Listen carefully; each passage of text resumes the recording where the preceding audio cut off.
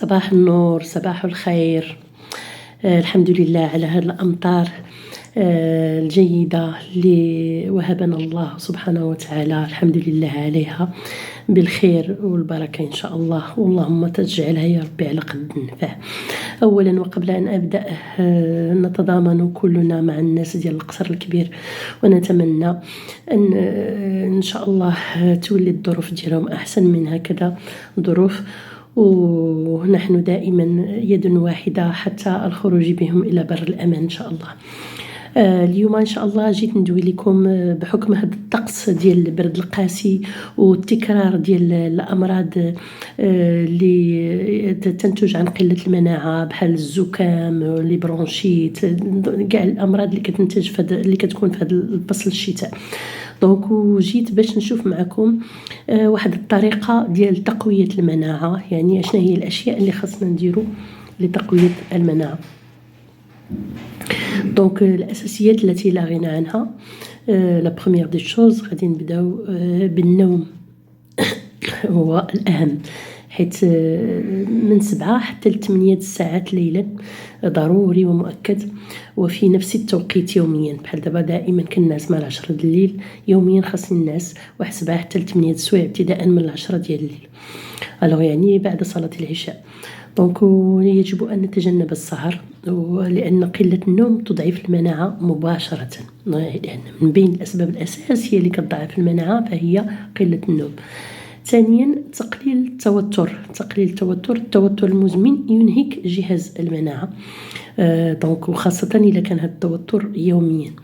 دونك خاصني ناخذ واحد 10 حتى ل 15 دقيقة ندير فيها التنفس العميق أو الذكر أو دعاء أو استرخاء، والواحد ما يحملش نفسه أكثر من طاقتها.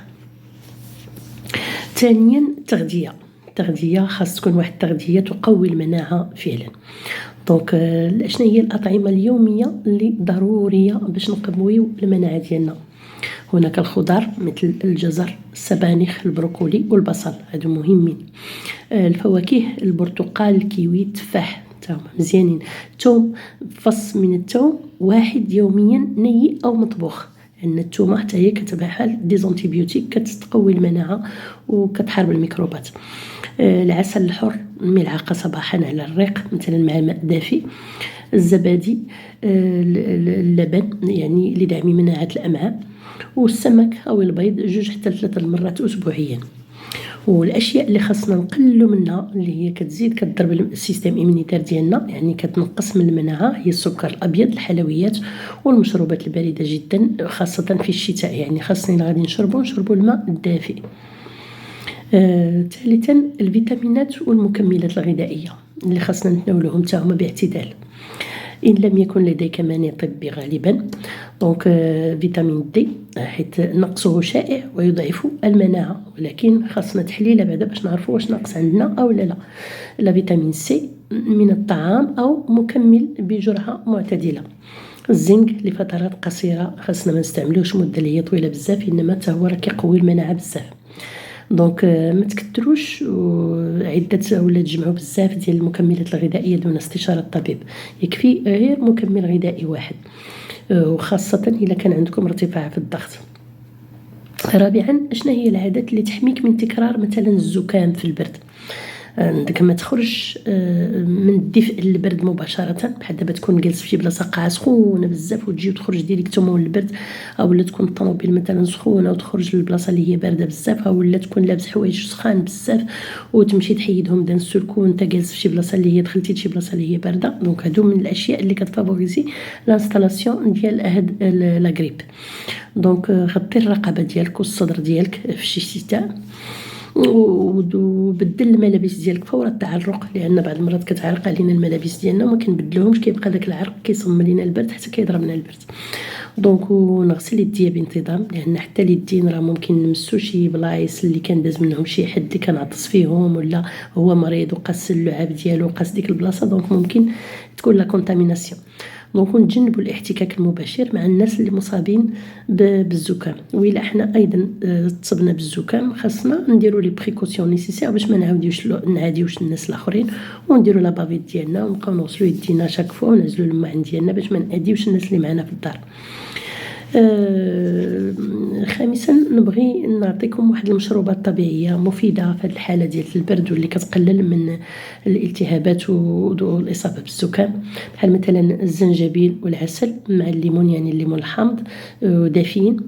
دونك الزعتر راه مزيان بزاف وغادي ندوي لكم على المنافع ديالو. القرفة باعتدال 2 مرات في السيمانة، لان الا كثرنا منها ممكن توصلنا لشي انسيفيزونس رينال ولا شي حاجه، يعني هي مفيده بزاف انما ما نكثروش فيها. حساء الخضر او الدجاج خصوصا بالليل مثلا منين نبغي ننعس ناخذهم كوم ان سوب. وامتى خاصني دابا ننتبه وخاصني نزور الطبيب ضروري؟